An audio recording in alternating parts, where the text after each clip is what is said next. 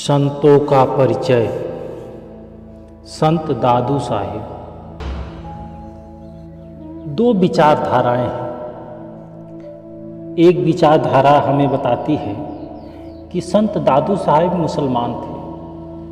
उनका शुभ नाम दाऊद था। उनके पिता का नाम सुलेमान था और उनके मुर्शिद इमाम गरामी का नाम हज़रत बुहारुद्दीन या शेख बुढ़न था। यहाँ तक भी लिखा गया है कि उनकी जीवन संगनी का नाम हव्वा था। लेकिन दूसरी विचारधारा यह बताती है कि उनका नाम दादू साहिब था। वे हिंदू थे। उनके पिता का नाम श्री लोदी राम था। उनकी माता का नाम बसीबाई था और उनके गुरु का नाम वृद्ध बाबा वृद्ध नंद जी थे। उन्होंने प्रकट होकर 11 साल की आयु में ही इन्हें पान के रूप में प्रसाद दिया और फिर जब वे 18 साल के थे इन्हें नामदान दिया तथा 30 साल की आयु में उन्होंने प्रचार प्रारंभ कर दिया।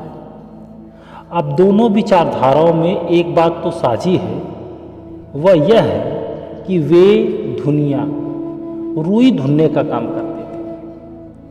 उनका जन्म सन 1544 ईस्वी में अहमदाबाद शहर जो कि गुजरात में है उसमें हुआ था।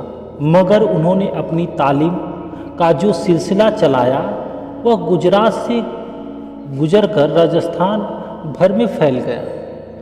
यह वह वक्त था कि जब कबीर साहब और गुरु नानक साहब तथा रविदास जी सूरत शब्द योग का प्रचार उत्तर भारत में कर चुके थे। इसी परंपरा को, इसी तसव्वुर को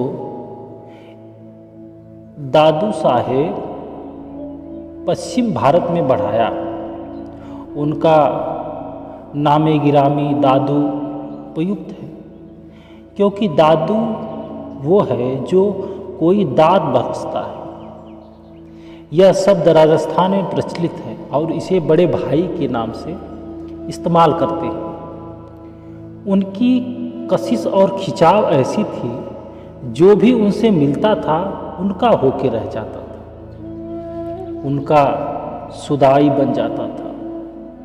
कहा जाता है कि आगरे के राजा भी इनके भक्त बन गए थे।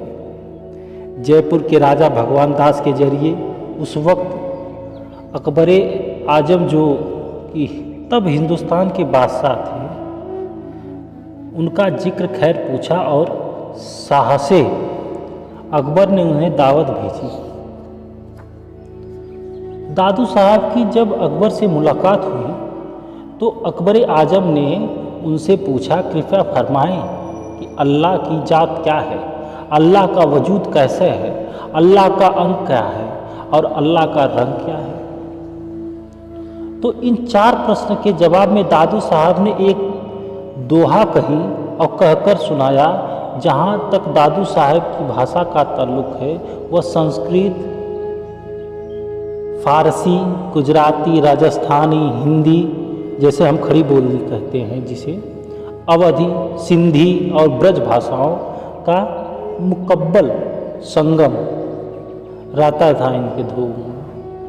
उन्होंने एक दोहा कहा कि इशक अलह की जात है, इशक अलह का अंग, इशक अलह वजूद है, इशक अलह का अंग। जब ये सांभर में रहते थे उन दिनों सांभर राजस्थान का एक नगर है, मुसलमानों के कब्जे में था और मुसलमान जनता एक अधिकरण काजी मुल्ला आदि दादू साहब के विरोध में बन गए और वहाँ के नवाब ने इस प्रकार के आदेश जारी कर दिए कि जो कोई दादू साहब के पास जाएगा उसे 500 रुपये बतौर दंड देना पड़ेगा।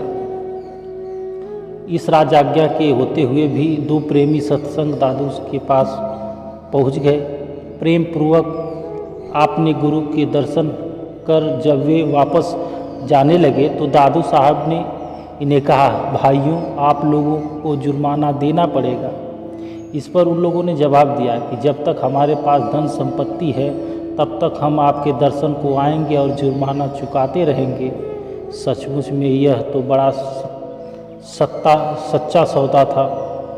दादू साहब उन प्रेमियों पर बड़े प्रसन्न हुए और फरमाया कि अगर आपको आधिकारिक जुर्माना चुकाने की बात कहे तो आप उनसे हुक्मनामा मंगवा कर देखें और उसे सावधानी से पढ़कर ही जुर्माना दें। जब अधिकारियों ने उनसे जुर्माना मांगा तो उन्होंने असल हुक्मनामा देखने की इच्छा प्रकट की। असल हुक्मनामा मंगवाया गया तो उसमें लिखा था कि जो दादू साहब के पास नहीं जाएगा उसे 500 रुपया देना पड़ेगा।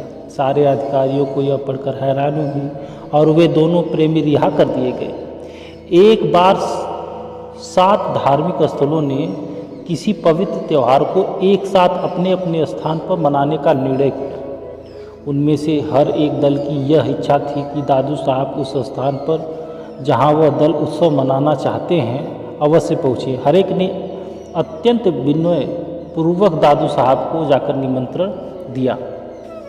निश्चय समय पर हर स्थान पर दादू साहब को उपस्थित पाया गया, मगर सच्चाई यह थी कि दादू साहब अपने ही स्थान पर रहे और वे कहीं नहीं गए। उनके बाद मियाँ मीर साहिब, जो कि गुरु अर्जुन साहिब के समकालीन थे, के बारे में इतिहास बताता है कि वे एक ही समय पर सारे अमीर उमराव सरदारों के यहाँ एक साथ भोजन करने को हाजिर हुए थे। एक बार ऐसा हुआ कि जब वे दादू साहब आत्मचिंतन में बैठे थे तो विरोधियों ने उनके चारों तरफ ईंटों की दीवार खड़ी कर दी और इन्हें बंद कर दिया। उनका ख्याल था कि वे इससे बाहर नहीं निकलेंगे और दबकर मर जाएंगे, मगर जिसको प्रभु राखे उसको कौन मारे, उसे कोई मार नहीं सकता। तो यह बात हुई। इनसे इनके आसपास रहने वाले नेक लोगों को जब इस बात का पता चला तो उन्होंने ईंट के अंबार को हटाया और देखा तो ये प्रभु की मस्ती में थे, समाधि दिशा में थे। उन्होंने इनसे कहा, आपके साथ बड़ा अन्याय हुआ, अतः अन्याय करने वालों को दंड देना चाहिए। इस पर ये कहने लगे कि भाई मैं तो उनका शुक्र अदा करता हूँ, क्योंकि इतनी ईंट मैं दीवार से गिरा रहा हूँ। मुझे प्रभु की याद में पूरा का पूरा समय देने का मौका मिला। मैं तो उनका बड़ा आभारी रहता हूँ। दूसरा ये घटना इनके दया भाव को दर्शाती है। वो घटना ऐसे है कि 2 ब्राह्मण के लड़के बनारस में संस्कृत एवं भारतीय दर्शन, धर्म, ज्योतिष विद्या आदि सब विद्याएं पढ़कर जब अहमदाबाद वापस आए तो उनकी माता ने देखा कि उन्हें बौद्धिक ज्ञान तो बहुत है, परंतु जब तक निज अनुभव का प्रश्न है वे कोरे के कोरे हैं। उन्होंने कुछ प्राप्त नहीं किया है, केवल वाद विवाद कर लेते हैं। आत्मा परमात्मा के बारे में जिसे उन्होंने देखा नहीं, माता ने आदेश दिया कि अगर इस विद्या का पूरा फायदा उठाना चाहते हो तो जाओ, जाकर दादू के शरण में जाओ, उनकी सत्संग करो और वहाँ उनसे अनुभव प्राप्त करो। हकीकत को अपनी आँखों से देखो। जब वे जयपुर पहुँचे तो उन्होंने एक आम साधारण पुरुष को देखा, जिसका सिर पूरी तरह से घुटा हुआ था। सिर के बाल उस तरह से साफ किए हुए थे और खोपड़ी पर धूप पड़ रही थी, जिससे खोपड़ी चमक रही थी। वह अपनी मस्ती में बैठा हुआ था। बाल बुद्धि तो थी ही, इन्हें शरारत सूझी। पास में ही मटकी का एक टुकड़ा पड़ा हुआ था।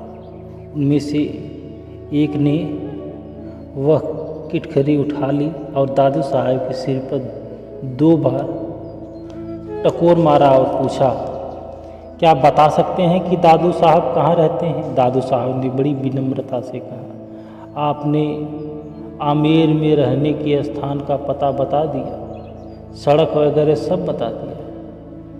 आप भी चुपके से जंगल के छोटे रास्ते से होकर उन दोनों बच्चों के से पहले आमेर अपने मुकाम पर पहुंच गए। उन्होंने देखा तो आंखें मलने लगे कि कहीं कोई सपना तो नहीं देख रहे। देखा कि वह हस्ती जिसके सिर पर उन्होंने टकोर मारी थी वहाँ विराजमान है। घबराकर कदम वापस कर लिए और भागने लगे, परंतु दादू साहब ने बड़े प्यार से उन्हें पास बुलाया, पुचकारा और धीरज बताया। कहने लगे, बच्चों, भागने की कोई ज़रूरत नहीं, आप लोगों ने कोई बुरा काम तो किया नहीं, तो डर क्यों रहे हो, घबरा क्यों रहे हो। हम यदि 2 टके की हाड़ी बाजार से खरीदते हैं तो उसे भी हर तरह से टकोर मारकर ठोक बजाकर देखते हैं कि कहीं कच्ची तो नहीं। आप लोग तो गुरु करने आए हैं, जिससे कि आपको लोक और परलोक दोनों गति बनने वाली है। आपने भी उसे ठोक बजाकर देख लिया तो क्या बुरा किया। यह तो तुमने उसका धीरज देखा है, उसकी क्षमा को परखो, तुमने उचित ही किया है। कबीर साहब और गुरु नानक साहब ने जब चोला छोड़ा तो उनकी चादर के नीचे उनके पार्थिव देह की जगह कुछ फूल निकले। ऐसी घटना दादू साहब के बारे में बताते हैं। जब दादू साहब ने चोला छोड़ा तो उनके पार्थिव देह को चादर से ढककर उनके शिष्य सुमिरन करने लगे। थोड़ी देर के बाद उनके एक शिष्य ने देखा कि दूर पहाड़ी पर दादू साहब एक गुफा के दरवाजे पर खड़े हैं। उनसे सब शिष्यों को बुलाकर दादू साहब ने अंतिम दर्शन करवाए, लेकिन जब उनकी चादर हटाई तो देखा कि देह की जगह कुछ फूल मिले हैं। जय गुरुदेव।